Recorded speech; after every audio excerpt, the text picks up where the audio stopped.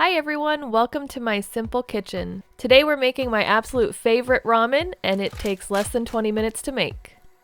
You'll start with your ramen of choice. Cook according to package instructions, including the spices.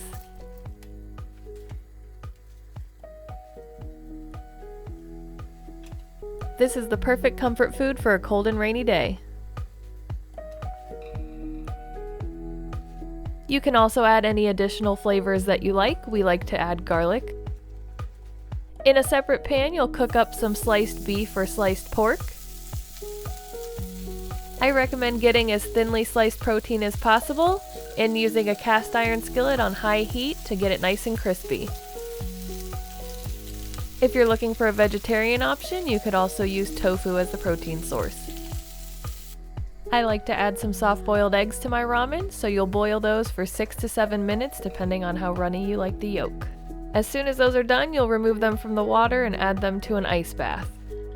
Now comes my favorite part where you get to pick your toppings and put it all together. Today I'm adding some nori seaweed, the sliced pork, some diced green onion,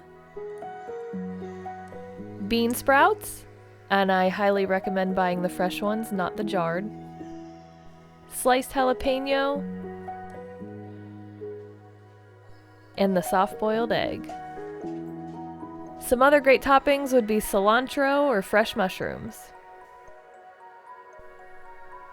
This is a super easy and cost-effective way to make one of my favorite dishes to order when I go out to eat. If you like this video, don't forget to like, comment, and subscribe for more. Enjoy!